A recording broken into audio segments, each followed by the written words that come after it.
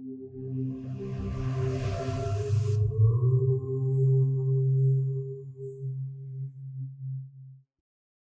గురుభ్యో నమః, శ్రీ మాత్రే నమః.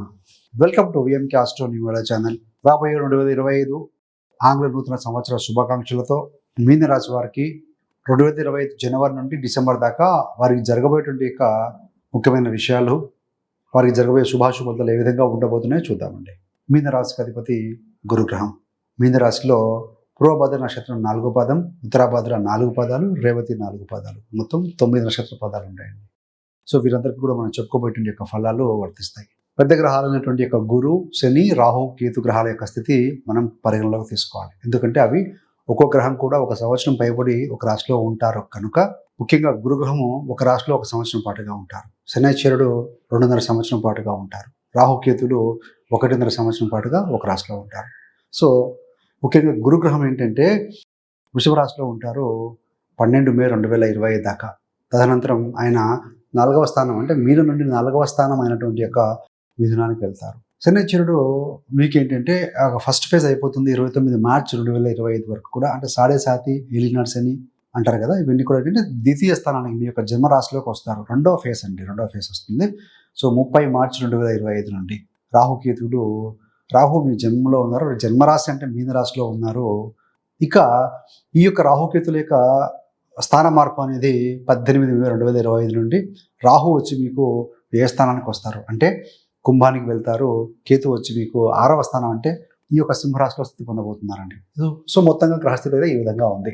మరి విద్యార్థులకు ఏ విధంగా ఉంటుందయ్యారంటే, విద్యార్థులకు ఈ సంవత్సరం మంచి ఫలితాలు చవి చూస్తారు. రిజల్ట్ కూడా బాగుంటుందండి, ఎలాంటి ఇబ్బంది లేదు. ఏ స్థానంలో శని కనుక విద్యార్థులు కాస్త నిద్ర తక్కువగా అనిపించడం లాంటిది ఉంటుంది. బట్ రాహు యొక్క స్థితి అనేది మీ యొక్క జన్మరాశిలో ఉండటం వల్ల రిజల్ట్ ఏ విధంగా ఉంటుందో, ఫలితం ఏ విధంగా ఉంటుందో అనే ఒక సందిగ్ధత స్థితి ఉంటుంది, మానసిక స్థితి. బట్ అల్టిమేట్గా మీరు రిజల్ట్ అయితే పాజిటివ్గా చూస్తారు. డిగ్రీ స్థాయి విద్యార్థులు అయితేనేమి, పీజీ చదువుతున్న విద్యార్థులకు ఈ సంవత్సరం ఫస్ట్ హాఫ్లో, సెకండ్ హాఫ్లో కూడా మే బిఫోర్, మే తర్వాత గ్రహాలు మేజర్గా రాహుకేతు, గురు అప్పుడే మారుతారు కనుక, సో ముందు వెనుక బిఫోర్ అండ్ ఆఫ్టర్ చేంజ్ బాగానే ఉంటుందండి.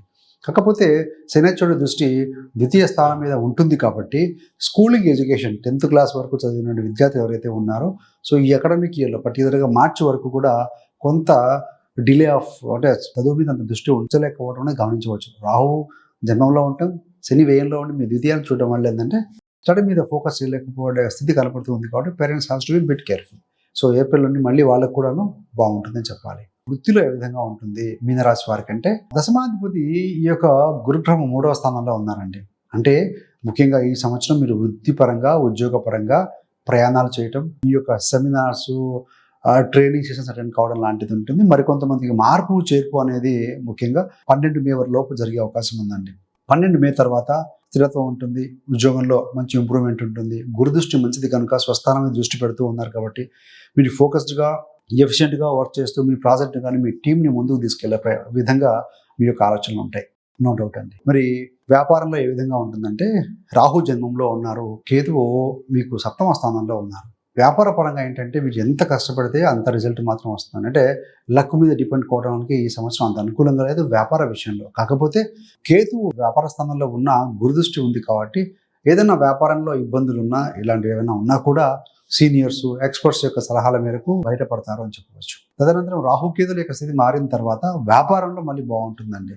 సో ఏదైనా కొత్త వ్యాపార భాగస్వామిని ఎన్నుకోవడం కోసం కావచ్చు, బ్రాంచెస్ ఓపెన్ చేయడం కావచ్చు, ఏదైనా కొత్తది నూతనంగా మొదలెట్టాలంటే కూడాను, సో ఈ యొక్క రాహుకేతుల స్థితి తర్వాత జూన్ నుంచి బాగుంటుందని చెప్పవచ్చు. వైవాహిక జీవితంలో ఎలా ఉంటుందనంటే, చిన్నపాటి ఇబ్బందులు ఉన్నా కూడాను సెట్ అవుతాయండి. టీ కప్పులో తుఫాన్లాగా వచ్చిపోతూ ఉంటే, కేతు ఉన్నా కూడా మీకు ముఖ్యంగా గురుదృష్టి ఉంది కాబట్టి, శుభగ్రహం రాశాధిపతి తృతీయంలో ఉన్నారు కాబట్టి ఏంటంటే, సో మీరు ఏంటంటే ఇలాంటి చిన్న చిన్న సమస్యలు వచ్చినప్పుడు హ్యావ్ టుగెదర్, అంటే గెట్ టుగెదర్, లివ్ టుగెదర్ అన్నట్టుగా అంటే బయటికి వెళ్ళటం, సరదాగా కాసేపు వాళ్ళని రిలాక్స్ జోన్లో ఉంచడం అనేది చేస్తూ ఉంటే సరిపోతుందండి. గురుదృష్టి ఉంది కాబట్టి సరిపోతుంది. కేతు అనేది చిన్న చిన్న చికాకులు క్రియేట్ చేసినా కూడాను మేజర్గా ఇబ్బంది అయితే కనపడట్లేదు.